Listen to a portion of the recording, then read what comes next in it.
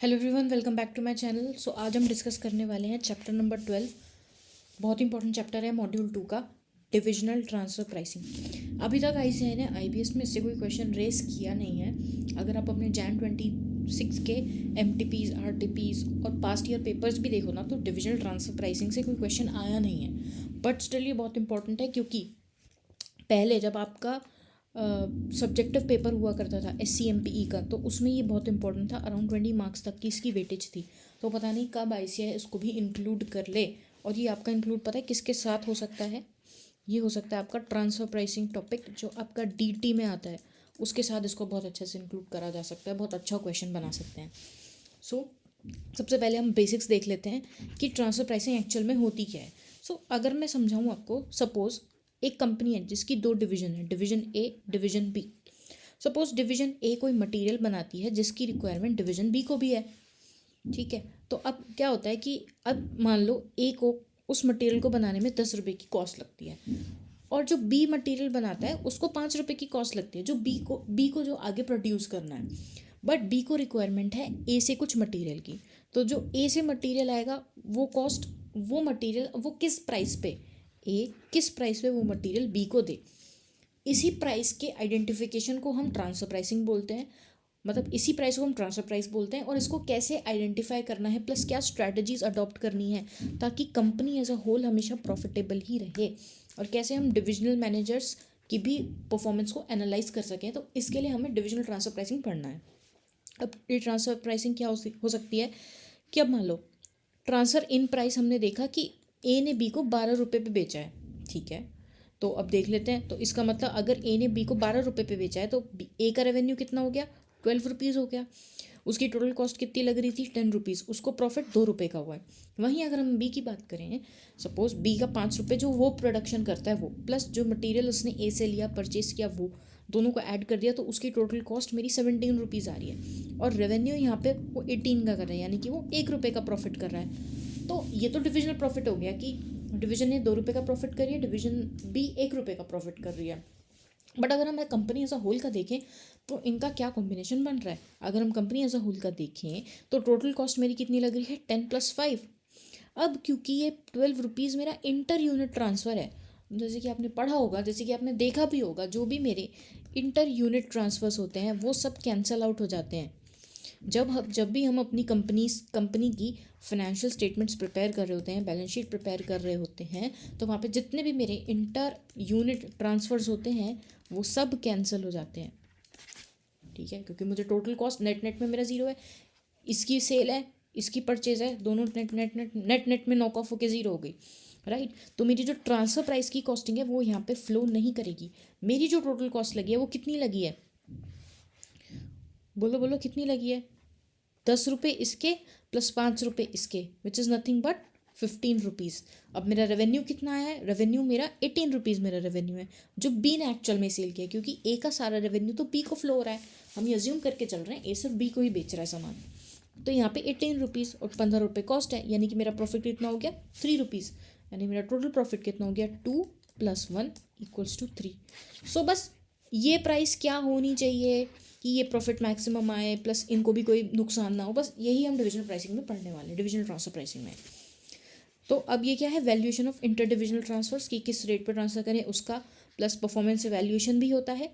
और एक इंपॉर्टेंट चीज़, हमें गोल कॉन्ग्रुएंस का ध्यान रखना है। गोल कॉन्ग्रुएंस मतलब कि ये जो प्राइस एलोकेट करें एक दूसरे को कि हम इस पे ट्रांसफ़र करेंगे, वो कंपनी के हित में ही होनी चाहिए। ऐसा नहीं होना चाहिए कि ए ने अपने फ़ायदे के लिए बहुत हाई प्राइस चार्ज कर दी, ताकि और उससे बी कुछ कर नहीं पाया, बी को नुकसान हो गया, तो अल्टीमेटली नेट में कंपनी को भी नुकसान हुआ। भले से इसको अगर 4 रुपये का फ़ायदा हुआ, बट इसको इसने इतने हाई प्राइस पे बेच दी कि इसको 5 रुपये का लॉस हो गया, तो कंपनी को तो 1 रुपये का लॉस हुआ ना।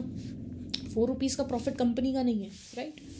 तो वहाँ पे plus employee engagement and compensation में आप इसको यूज़ कर सकते हो, उनका कॉम्पनसेशन डिसाइड करने में कि कितना उन्होंने बेनिफिट किया है through division transfer pricing and taxation and profit remittance. अब इसके कई सारे मेथड्स होते हैं। सबसे पहला आ जाता है हमारा मार्केट बेस्ड मेथड्स। ये क्या करता है? यूजेस एक्सटर्नल मार्केट प्राइसेस, कि मार्केट में क्या मेरी आर्म्स लेंथ प्राइस चल रही है, जो मेरी आर्म्स लेंथ प्राइस मार्केट में चल रही है उसी को हम अपनी डिविजनल ट्रांसफर प्राइसिंग बना लेते हैं। ये अनबायस्ड और कम्पिटिटिव होती है क्योंकि हम मार्केट का रेट लेके चल रहे हैं, तो उसमें कोई ऐसी प्रॉब्लम नहीं आती है। And adjustment for internal savings हम कर सकते हैं थोड़ा बहुत। कॉस्ट बेस्ड क्या होता है कि आप marginal cost, standard cost, full cost, या तो आप मार्जिनल कॉस्ट के बेसिस पर डिविजनल ट्रांसफर प्राइसिंग कैलकुलेट करो, या फिर आप स्टैंडर्ड कॉस्ट के बेसिस पर कि वो स्टैंडर्ड सेट कर दो और उसी बेसिस पर आप कॉस्ट ट्रांसफर करोगे, या फिर फुल कॉस्ट। फुल कॉस्ट मतलब कि प्रोडक्शन कॉस्ट आपकी कितनी लग रही है प्लस वैल्यू चेन में आपकी कितनी एक्टिविटीज़ की प्लस माइनस हो रहा है, वैल्यू एडेड एक्टिविटीज़ या नॉन वैल्यू एडिंग एक्टिविटीज़ से आपको क्या एडिशनल कॉस्ट इनकर हो रही है वो आप यहाँ से कर सकते हो। और एक तो होता है ये कॉस्ट प्लस मार्कअप, कि आप उसको 10 रुपये पे दे सकते हो प्लस 2% का आपने अपना मार्कअप लगा दिया, फॉर एन एग्जाम्पल। अब नेगोशिएशन बेस में क्या आता है कि आप म्यूचुअली अग्री करोगे प्राइसेस को, दोनों डिविजन्स ए और बी बैठकर डिसाइड करेंगी कि हमें क्या ट्रांसफर प्राइस रखना है, क्या प्राइस रखना है सेल का। ठीक है, अब इससे डिविजनल ऑटोनॉमी आती है, मतलब उनको ये लगेगा कि हम खुद ही डिसीजन ले रहे हैं कि हमें क्या प्राइस पे सेल करना है, हमारे पास कोई अंडू प्रेशर नहीं आ रहा है from the top level management.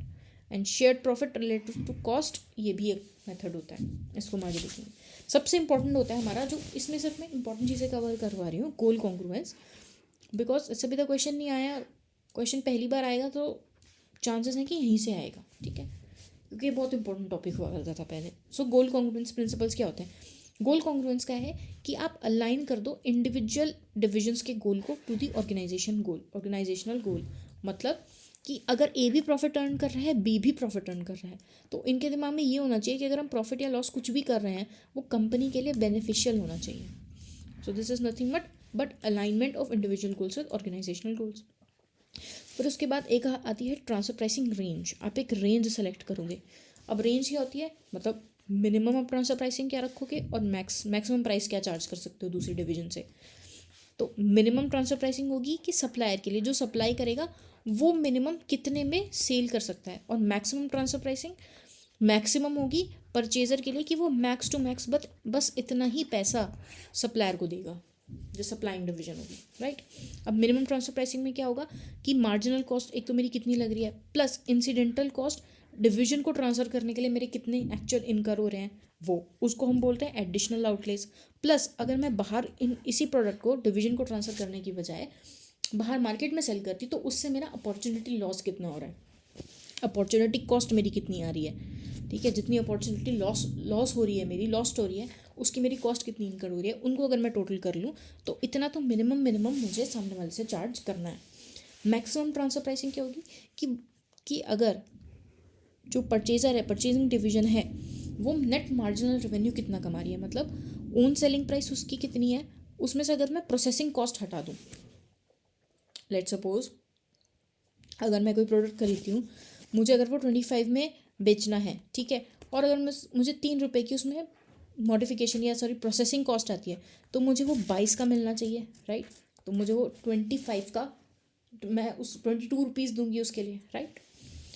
या फिर कि नेट मार्जिनल रेवेन्यू तो मुझे उतना ही होगा ना उससे।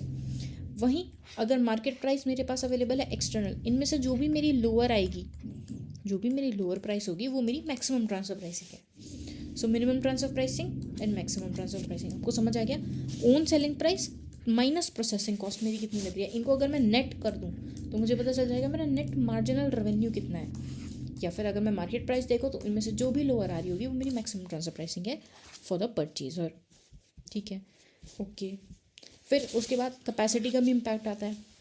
अगर किसी डिवीजन के पास एक्सेस कैपेसिटी पड़ी हुई है, उसकी कैपेसिटी फालतू पड़ी है, आइडल है, ठीक है, वो यूज़ नहीं कर रहा उस कैपेसिटी को मार्केट में सेल करने के लिए, खाली कैपेसिटी पड़ी है, तो उसको हम यूज़ कर सकते हैं फॉर डिविजनल ट्रांसफर प्राइसिंग। तो जो उसकी टोटल ट्रांसफर प्राइस आएगी वो उसकी मार्जिनल कॉस्ट ही होगी, क्योंकि उसकी कोई अपॉर्चुनिटी लॉस तो हो नहीं रही, क्योंकि सारी आइडल रिसोर्सेज थी मेरे पास। जैसे यहाँ पे हम सिर्फ ये कंसिडर करेंगे, ये तो हमारे पास है ही नहीं opportunity cost, right. Full capacity अगर है तो मेरा आ जाएगा opportunity cost from external sales, तो मुझे लेना पड़ेगा marginal cost plus loss of contribution due to external sales. मेरा कितना लॉस हो रहा है वो भी मुझे ऐड करना पड़ेगा। अब इससे क्या होता है, कॉन्फ्लिक्ट्स आ जाते हैं कि भाई मुझे लॉस हो रहा है, नहीं मुझे तो प्रॉफिट हो रहा है, हम तो इसी प्राइस पे देंगे। तो इस कॉन्फ्लिक्ट को रिजॉल्व करने के लिए, क्योंकि मैनेजर्स को प्रॉफिट देना है, प्रॉफिट अकाउंटेबल होते हैं वो, तो अगर कोई डिवीजन इस कॉन्फ्लिक्ट की वजह से कोई डिवीजन लॉस में आएगी तो वो तो बोलेगी ना आगे जाके कि भाई इस डिवीजन की वजह से मुझे लॉस क्यों इनकर करना पड़ रहा है। तो इस कॉन्फ्लिक्ट को रिजॉल्व करने के लिए हमारे पास आता है नेगोशिएटेड प्राइसिंग। नेगोशिएटेड प्राइसिंग में क्या होता है, मैनेजर्स जो हैं एक स्ट्राइक ऑफ करेंगे गुड डील को, तो जो दोनों पार्टीज़ को बेनिफिट करे, दोनों पार्टीज़ का फ़ायदा होना चाहिए, राइट। ड्यूअल रेट में क्या होता है कि सब ऑप्टिमाइजेशन करोगे, उसमें क्या होगा, जो सप्लायर है उसमें सप्लायर को उसकी प्राइस इंक्लूडिंग प्रॉफिट उसके अकाउंट में क्रेडिट हो जाएगा, और जो परचेज़र है उसमें उसको हम मार्जिनल कॉस्ट ही उससे चार्ज करेंगे। मतलब ये एडजस्टमेंट ड्यूअल रेट प्राइसिंग में आपको एक एडजस्टमेंट करनी पड़ती है। ओके, एडजस्टमेंट क्या होती है कि आप सप्लायर के मतलब सप्लायर का अगर आप स्टेटमेंट बनाओगे, ठीक है, उसको कहते हैं इनकम स्टेटमेंट, जो आप बनाओ प्रिपेयर करोगे, उसमें जो प्राइस इंक्लूडिंग प्रॉफिट आप उसके में तो ऐड करोगे, लेकिन परचेज़र के में से ये वाली अमाउंट आप लेस नहीं करोगे, आप उसमें उसके में से सिर्फ मार्जिनल कॉस्ट लेस करोगे, ठीक है। दोनों को फ़ायदा रहेगा। ड्यूअल रेट, दो रेट्स हो गए ना हमारे पास, कि परचेज़र के लिए एक अलग रेट है और सप्लायर के लिए एक अलग रेट है। टू पार्ट प्राइसिंग क्या होती है कि आप मार्जिनल कॉस्ट पर यूनिट तो चार्ज कर ही रहे हो, प्लस एक लमसम फिक्स्ड फी भी चार्ज कर रहे हो कि भाई ये मेरा ट्रांसफर प्राइसिंग के लिए एक एडिशनल फ़ी हम आपसे चार्ज करेंगे, मार्जिनल कॉस्ट की एडिशनल, राइट। ये ट्रिगर वर्ड्स एक बार हम लास्ट में चेक करेंगे। हम सबसे पहले आ जाते हैं क्वेश्चंस पे। अब ये क्वेश्चंस कौन से, मैंने 2 क्वेश्चंस लिए हैं जिनसे थोड़ा बेसिक्स क्लियर हो जाए, समझ आ जाएगी क्या कैसे करना है। ओके, ठीक है, लेट्स कम बैक। तो 10,000 पल्प उसको 10,000 kg पल्प उसको हर साल चाहिए होता है कार्टन्स बनाने के लिए। अब अगर वो बाहर से परचेज करते हैं तो उसको 210 इंटू 90% का प्राइस ही देना पड़ता है, दैट इज़ 189। क्यों? क्योंकि उसको 10% का क्वांटिटी डिस्काउंट मिल जाता है। वहीं जो पल्प डिवीजन है, यानी कि जो हमारी पल्प डिवीजन है, वुड पल्प जो बनाती है, वो सेल करती है 210 पर ही, उसकी प्राइस 210 ही है। ऑल राइट, तो अब इन्होंने हमें सिचुएशंस दी हैं, सिचुएशन 1, सिचुएशन 2, सिचुएशन 3। ये तीनों सिचुएशंस में आप क्या डील स्ट्राइक ऑफ करोगे, मैंने कहा ठीक है देख लेते हैं।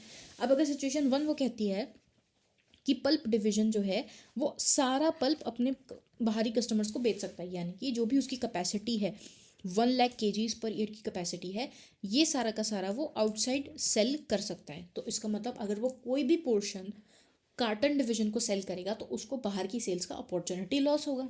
अंडरस्टूड, ठीक है। तो अब वो कहते हैं कि अगर वो 210 पर kg, तो वो किस प्राइस पे अग्री करेंगे, या क्या कोई प्राइस म्यूचुअली अग्री भी कर पाएंगे, हमें रीजंस के साथ बताना है।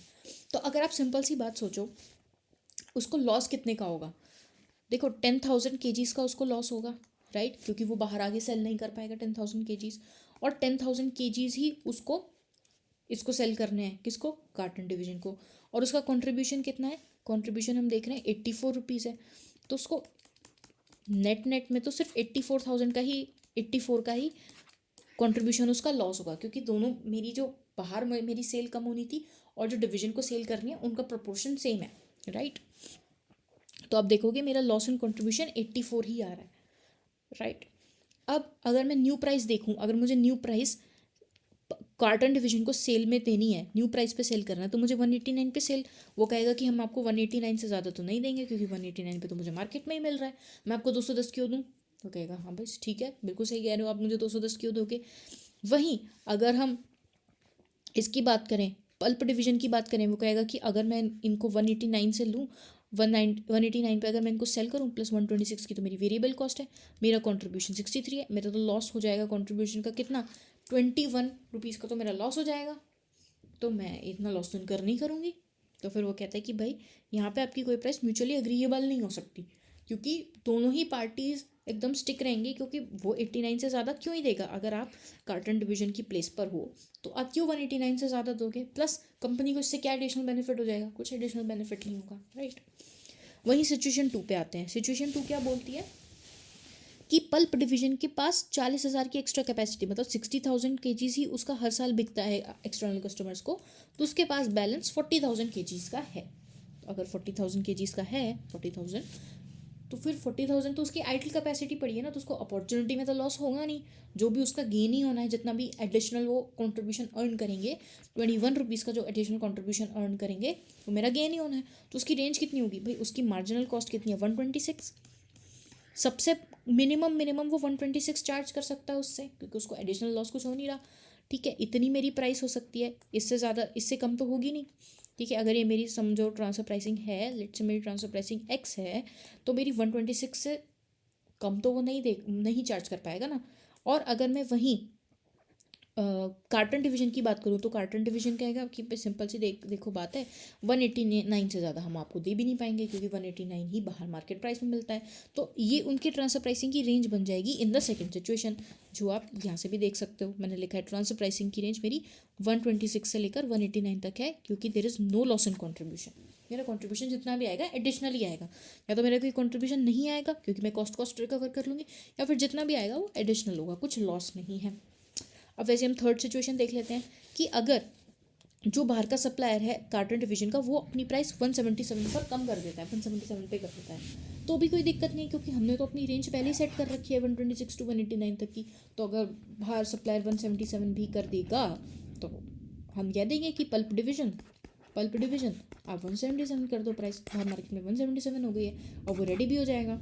और जो ओवरऑल कंपनी को उन्होंने पूछा था effects of profit on the company as a whole, तो वो भी हम कैलकुलेट कर सकते कि 177 अगर सेल्स प्राइस होगी, 126 मेरी वेरिएबल कॉस्ट है, 51 मेरा कंट्रीब्यूशन आ गया इंटू 10,000 kgs, 51,000 का तो मेरा पोटेंशियल प्रॉफिट है ही है, तो नुकसान तो कुछ हो नहीं रहा। This was your question number 3, ठीक है, TYK का। तो इससे आपको थोड़ी सी क्लैरिटी आएगी सिचुएशन समझने में कि कैसे क्या फ्लो करती हैं चीज़ें, किस तरीके से आपको दिमाग चलाना है, कि क्या माइंड सेट रखना है। अब इसी माइंडसेट के साथ हम एक सेकंड क्वेश्चन भी करेंगे, मेथड्स ऑफ ओके। सो हम अपना क्वेश्चन नंबर 2 डिस्कस कर रहे थे, जिसमें हमने देखा कि बी लिमिटेड है, उसकी 3 डिविजन्स हैं X Y and Z. Okay, उनका कुछ बेसिक डेटा गिवन है हमें और उसमें कुछ इन्होंने कुछ कैपेसिटी से रिलेटेड भी कुछ डेटा दिया हुआ है कि इनको अगर एडिशनल यूनिट्स लेके आनी है एडिशनल कैपेसिटी के लिए, तो कुछ फिक्स्ड कॉस्ट इनको इनकर करना पड़ेगा। तो मे बी हमसे एक्सपेंशन डिसीजन के बारे में पूछ रहे होंगे। अगर हम इनकी रिक्वायरमेंट रीड करें तो वो बोलते हैं discuss with relevant figures the best strategy for each division and for the company as a whole. तो हमें बेस्ट स्ट्रैटेजी बतानी होगी। ऑल राइट, अब जो पहली चीज़ आप रीड करो तो वो कहते हैं कि वाई एंड जेड को एक मटेरियल एक्स चाहिए जिसकी मार्केट प्राइस 23 रुपीज़ है, ठीक है, और वो मटेरियल डिवीजन एक्स बनाती है।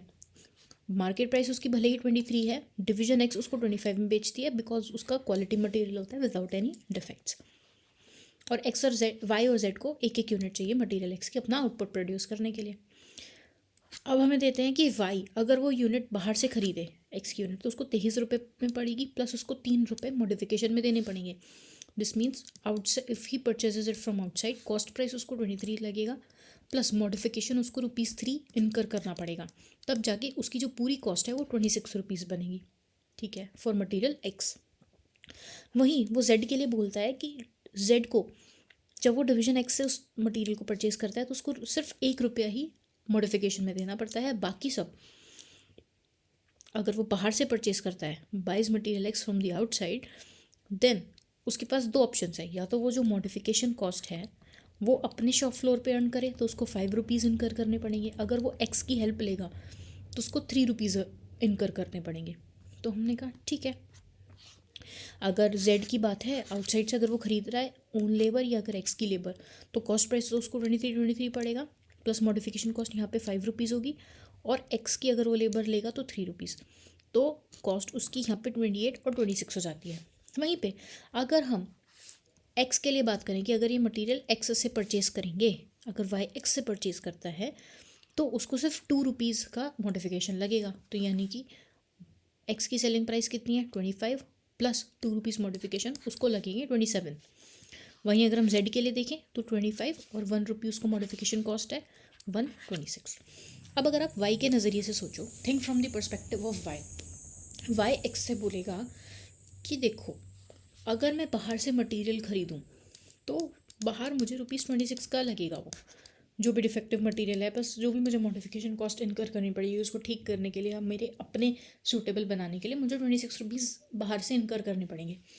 अगर आप मुझे मटेरियल दे रहे हो, ठीक है, आप मुझे मटेरियल दे रहे हो, उसमें भी मुझे मॉडिफिकेशन करनी है, राइट, तो मुझे तो आप 27 रुपीज़ में दे रहे हो, राइट, मैं 1 रुपी एक्स्ट्रा आपको क्यों दूँ? अगर मेरा काम 3 रुपीज़ खर्च करने पे 23 पे 23 प्लस 3 खर्च करने पे 26 में बन रहा है, तो मैं क्यों आपको 25 प्लस 2 दूँ? ठीक है, तो वही चीज़ वाई के हम पर्सपेक्टिव से क्या दे सकते हैं कि Y will pay not more than ₹26 to X. तो इसका मतलब है कि जो एक्स मतलब एक्स के लिए जो वाई की ट्रांसफ़र प्राइस होगी वो होगी 26 माइनस का मॉडिफिकेशन कॉस्ट, क्योंकि उसने बोला है कि भाई 26 रुपये से ज़्यादा हम नहीं देंगे। 26 रुपये में मॉडिफिकेशन कॉस्ट जो इनकर करनी पड़ेगी किसको, वाई को, वो तो है 2 रुपये। 2 रुपये माइनस करो तो वो कहेगा कि मैं आपको 24 से ज़्यादा नहीं दूंगा, कि आपको सिर्फ 24 रुपीज़ ही ट्रांसफ़र प्राइस हम एक्सेप्ट करेंगे। सिमिलरली जेड के लिए जेड बोलेगा कि मुझे भी 26 रुपीज़ चाहिए, राइट। मैं आपको 26 रुपीज़ से ज़्यादा क्यों दूँ, क्योंकि वो कहेगा कि मुझे तो अपना खर्चा करके 28 में पड़ेगा, राइट। और अगर मैं एक्स की लेबर भी लूँ और ख़ुद का भी खर्चा करूँ, ठीक है, बाहर से ख़रीदूँ प्लस एक्स की लेबर लूँ तो भी मुझे 26 पड़ेगा। और अगर मुझे सिर्फ अपना खर्चा करके 1 रुपये में ही काम बन रहा है और 25 रुपीज़ मुझे एक्स प्रोवाइड कर ही रहा है, तो मैं कह दूँगा ठीक है। तो जेड बोलेगा ठीक है, आप मुझे 25 रुपीज़ की रेट से ट्रांसफ़र प्राइस एक्सेप्ट कर लो। तो यहाँ से आपकी ट्रांसफ़र प्राइसेस निकल के आ गई for Y and for Z, ठीक है, डन है। अब एक बार हम इनका कंट्रीब्यूशन निकाल लेते हैं कि कितना कितना कंट्रीब्यूशन आएगा। सो this is your contribution table. अगर हम एक्स की बात करें तो एक्स कुछ एक्सटर्नल सेल कर रहा है, कुछ वाई को सेल कर रहा है, कुछ जेड को कर रहा है। अगर हम सेलिंग प्राइस देखें जो कि एक्सटर्नल है मेरी, वो है 25 रुपीज़। ट्रांसफ़र प्राइस की अगर मैं बात करूँ तो इसने वाई को दिया है एट 24 एंड जेड को दिया है at 25। Direct material, direct labour, ये सब आप ऊपर से देख सकते हो कि वहाँ पे क्वेश्चन में ऑलरेडी गिवन है। मटेरियल एक्स की अगर हम बात करें और मॉडिफिकेशन जो एक्स में करा है वो एक्स को तो इनकर करना नहीं है, वो वाई और जेड को इनकर करना है, तो एक्स के लिए यहाँ पे कोई कॉस्ट नहीं आएगी। तो एक्स का कंट्रीब्यूशन कितना हो गया, एक्सटर्नल सेल से 11, वाई को अगर वो सेल करेगा तो 10 और जेड को सेल करेगा तो 11। तो यानी कि उसका कंट्रीब्यूशन वाई से सबसे मिनिमम आ रहा है। मैंने कहा ठीक है, कोई बात नहीं। अब हम देखते हैं कि वाई के लिए क्या पोजीशन बन रही है। वाई अगर एक्सटर्नली परचेस करेगा तो उसको 65 की, चलो ठीक है, उसको जो मटेरियल एक्स का कॉस्ट लगेगा वो लगेगा 23 + 3 26। हमने कहा ठीक है।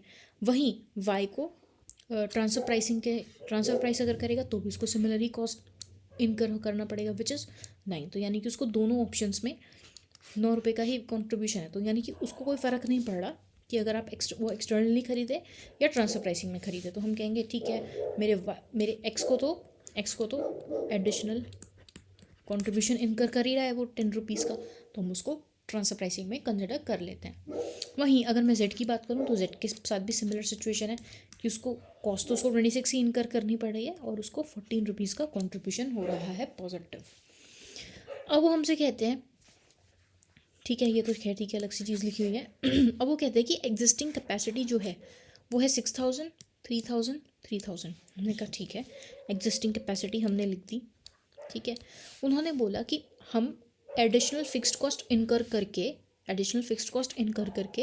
हम एडिशनल यूनिट्स अपनी कैपेसिटी इंक्रीज़ कर सकते हैं। तो उन्होंने बोला कितने से कर सकते हो, 6000, 2000, 2500। तो हमने यहाँ पे उसकी एडिशनल कैपेसिटी को मेंशन कर दिया, 6000, 2000, 2000, 250, राइट। मेरे पास न्यू कैपेसिटी आ गई कि न्यू कैपेसिटी मेरी कितनी होगी, if you see from here मेरी न्यू कैपेसिटी कितनी बन जाएगी, 12,000, 5,000, 5,000, 250। एक्सटर्नल डिमांड मेरी कितनी थी, 5,000, 5,500, 5,000। एक्सेस कैपेसिटी मेरे पास कितनी निकल के आ गई, एक्सेस कैपेसिटी मेरे पास निकल के आ गई 7,500 नेगेटिव, यानी कि वाई के पास एक्सेस नहीं है और जेड के पास एक्सेस है 250 यूनिट्स। बट उसकी अब अगर हम डिमांड देखें तो डिमांड तो इसकी सिर्फ 5,000 है ना, तो इसके पास एक्सेस बचेगा। यहाँ भी इसकी डिमांड सिर्फ 5,000 है तो इसके पास ये एक्सेस बच रहा है 7,000। अब अगर ये एक्सेस इसके पास बच रहा है, ठीक है, अब वाई को एडिशनली में कितना देना है, 2250, राइट। मतलब उसकी डिमांड कितनी है, 5,000, ठीक है। उसकी खुद की कैपेसिटी कितनी है, जेड की खुद की कैपेसिटी कितनी है, 3,000, राइट। उसने इतना तो पहले ही ले रखा होगा हमसे, ठीक है, पहले ही जो हमारी 5,000 की ये डिमांड है इसमें से हमने ये मीट कर, मतलब 5,000 उसने बाहर से करके डिमांड मीट कर दी होगी। अब जो ये 7,000 है इसमें मुझे अपनी इंटरनल डिमांड मीट करनी है, that is why and Z की, राइट। अगर हम जेड को देखें तो वो कितनी यूनिट्स हमसे ले सकता है, 3,000 उसकी एडिशनल कैपेसिटी है प्लस उसको 2,000 और चाहिए क्योंकि उसकी एक्सटर्नल डिमांड कितनी है 5,000, विच इज़ 5,000 माइनस 3,000। उसको सिर्फ 2,000 यूनिट्स और लेनी है जेड को, क्योंकि अब एक्स जेड को पहले ट्रांसफ़र करेगा वाई, क्योंकि एक्स को जेड से ज़्यादा कंट्रीब्यूशन आ रहा है। एक्सटर्नल सेल तो हमने हटा दी, 12,000 में से 12K में से 5K मैंने माइनस कर दिया, एक्सटर्नल सेल्स हमने डन कर दी उसकी, हमारे पास कितनी बचनी है, सिर्फ 7K, जो कि उसको इंटरनली मीट करनी पड़ेंगी। अगर हम देखें कि Z को उसको 2000 यूनिट्स ट्रांसफ़र करनी है, राइट, वो 2000 यूनिट्स Z को ट्रांसफ़र कर सकता है, ठीक है, डन है। अब अगर हम Y की बात करें तो Y को कितनी चाहिए, Y को भी 2000 ही चाहिए, राइट, Y को भी 2000 चाहिए। अब ये है कि उसकी डिमांड बाहर है 5500 बस, बट उसकी जो कैपेसिटी एडिशनल बढ़ सकती है, टोटल मिला के उसकी कैपेसिटी सिर्फ 5000 ही हो सकती है, तो वो 5000 तक की ही डिमांड मीट कर सकता है, तो उसको एडिशनल भी कितनी ही रिक्वायर्ड होगी, 2000 की, राइट। यहाँ पर उल्टा था, यहाँ पर क्या था, भले से ही उसकी कैपेसिटी ज़्यादा थी बट उसकी डिमांड कम थी, यहाँ पर उसकी कैपेसिटी कम है, उसकी डिमांड ज़्यादा है, तो इससे दोनों को 2-2 हज़ार बांटनी पड़ेंगी, किसको, एक्स को। अब बची हुई जो 3000 यूनिट्स हैं उनका क्या, 2000 मैंने इसको ट्रांसफ़र कर दी, 2000 मैंने इसको ट्रांसफ़र कर दी, तो जो मेरी 3000 बैलेंस यूनिट्स हैं वो मेरी एक्सेस अभी भी एक्स के पास पड़ी रहेंगी। तो हम कह सकते हैं कि जो 3000 मेरी एक्सेस बच रही हैं, जो 3000 मेरी एक्सेस बच रही हैं वो हम Z को ट्रांसफ़र कर देते हैं कि Z की कल को अगर डिमांड ज़्यादा आ गई, अगर Z को कल को Z की डिमांड ज़्यादा आ गई तो एक सेकेंड, तो Z के पास होना चाहिए कुछ, राइट। तो हमें फ़ायदा किससे हो रहा है, Z को ट्रांसफ़र करने से। तो अगर मुझे करनी भी पड़ी, अगर इन केस मुझे एक्सेस यूनिट्स ट्रांसफ़र करनी भी पड़ी तो मैं पहले Z को करूँगी, देन उसके बाद Y पे आऊँगी, राइट। तो मुझे बैलेंस फिर, तो इसलिए मैं Z को ट्रांसफ़र कर रही हूँ पहले 2000, फिर मैंने प्लस कर दिया उसमें बैलेंस मेरा 3000, तो मैंने Z को पूरी टोटल ट्रांसफ़र करी है 5000। वहीं अगर हम एक्सपेंशन डिसीजन के ऊपर आएँ, जो कि आपको राइट साइड में दिख रहा होगा, XYZ उनकी फ़िक्स्ड कॉस्ट कितनी है, 45,000, 9,000, 23,100। एडिशनल कंट्रीब्यूशन अगर मुझे निकालना है तो मैंने देखा कि 2000 मुझे Z को सेल करनी है, Z को बेचनी है, और 2000 मुझे Y को बेचनी है, तो ZY से मुझे 2-2 हज़ार का, मेरा 42,000 का, तो यहाँ पे कंट्रीब्यूशन बन गया। अब यहाँ पर ICI के इंटरप्रिटेशन में थोड़ा सा डिफरेंस है। उन्होंने क्या किया, उन्होंने एक्सटर्नल डिमांड का ही टोटल कर लिया, राइट, कि जो मेरी बैलेंस यूनिट्स हैं 2000 की, उनका क्या होगा, राइट, क्योंकि यहाँ पे आप देखो मेरा टोटल कितना है, 6000 का। ऑल राइट, मैं आपको एक बार क्वेश्चन में दिखाती हूँ कि क्वेश्चन में उन्होंने कैसे सॉल्व किया हुआ है। आप यहाँ पे देखो, if you see here,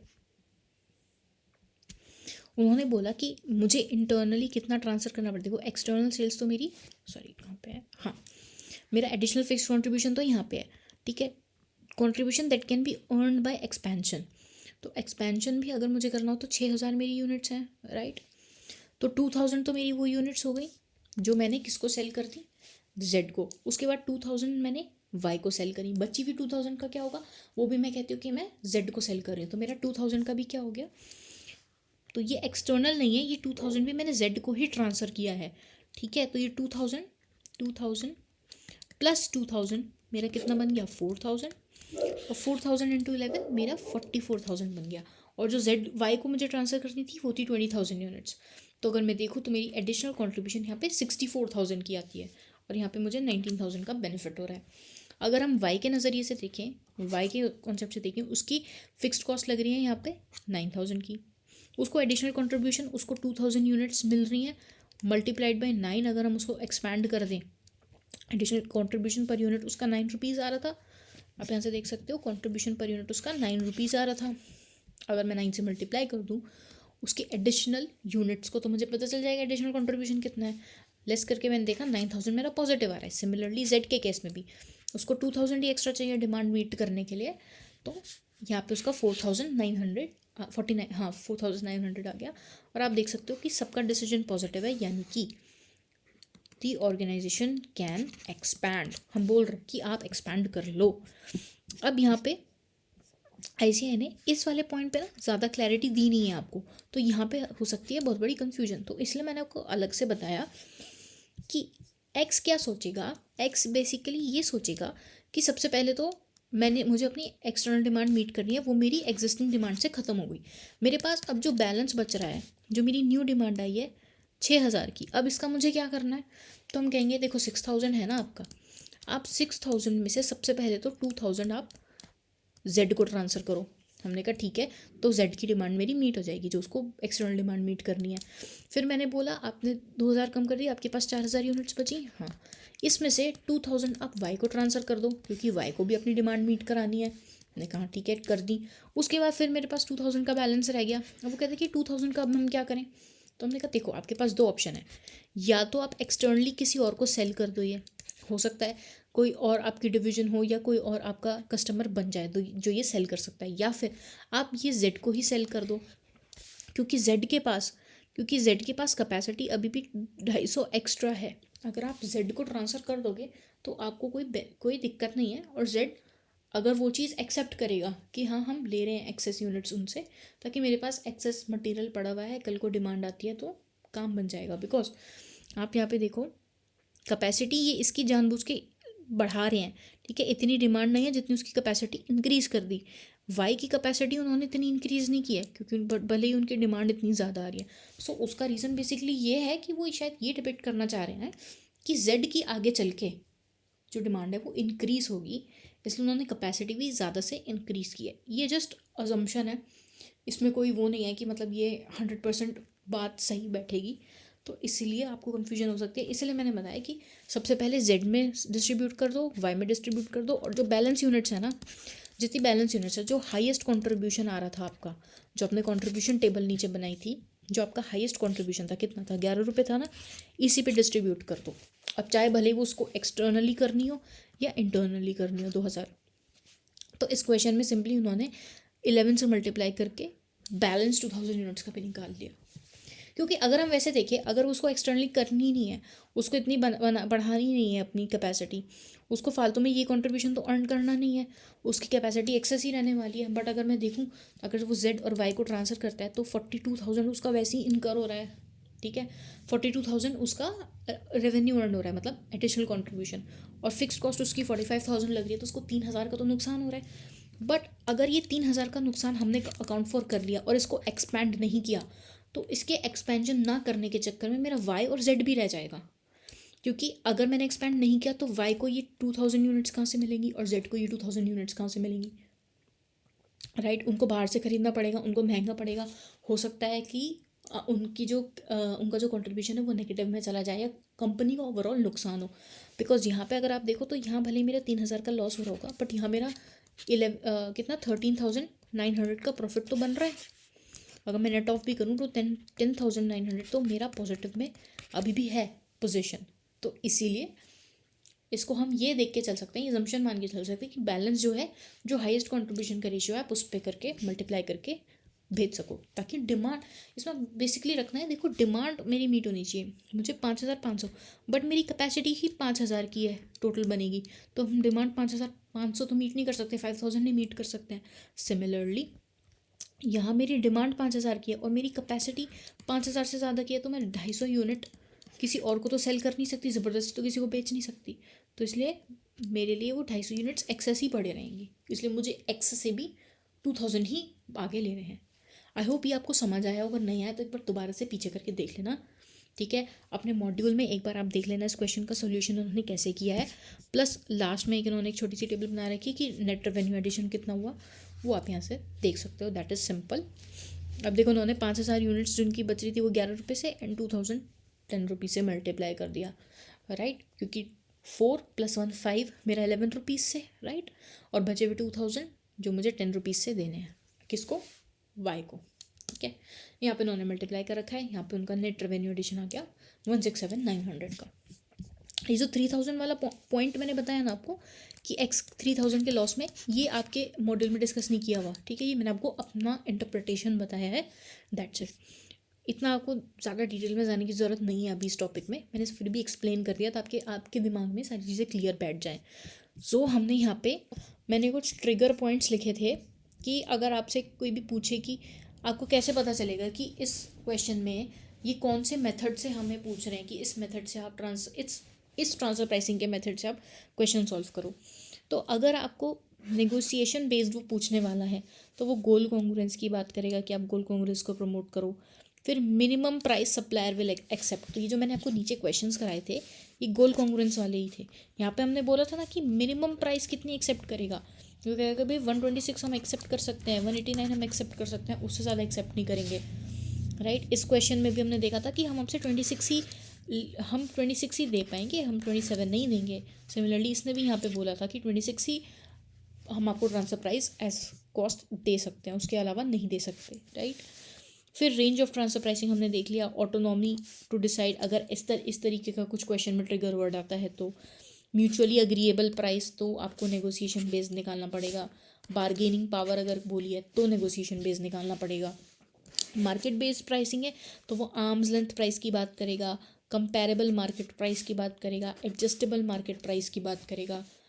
marginal cost based pricing में आप देख सकते हो एक्सेस कैपेसिटी, हमने यहाँ पे क्या देखा था, एक्सेस कैपेसिटी यहाँ पे हमें दी हुई थी ना सेकंड क्वेश्चन में, ठीक है। उसके पास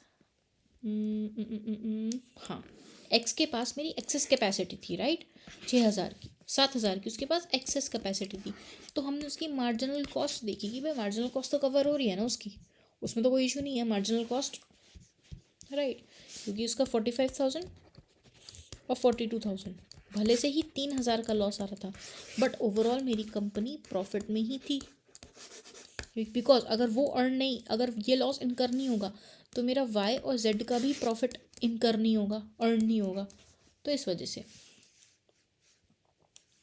हाँ हम कहाँ थे, हाँ यहाँ पे, ठीक है। मार्जिनल कॉस्ट बेस्ड प्राइसिंग में एक्सेस कैपेसिटी है या एडिशनल आउटले कॉस्ट कोई आ रहा है, रिकवरी ऑफ कैपिटल एम्प्लॉयड अगर करनी है। ड्यूअल रेट में अगर कोई कॉन्फ्लिक्ट आपको रिजॉल्व करना है तो ड्यूअल रेट में हम क्या करते थे, सप्लायर के प्रॉफिट स्टेटमेंट में हम प्राइस प्लस प्रॉफिट लिखेंगे, और परचेज़र के बुक्स में हम, परचेज़र के स्टेटमेंट में हम सिर्फ मार्जिनल कॉस्ट ही उसकी कॉस्ट में से माइनस, मतलब उसके सेलिंग प्राइस में से माइनस करेंगे, फिर यानी कि रिकॉर्ड डिफरेंट प्राइसेस, और आर्टिफिशियल प्रॉफिट ही एक तरीके से हम वहाँ पर शो कर रहे हैं।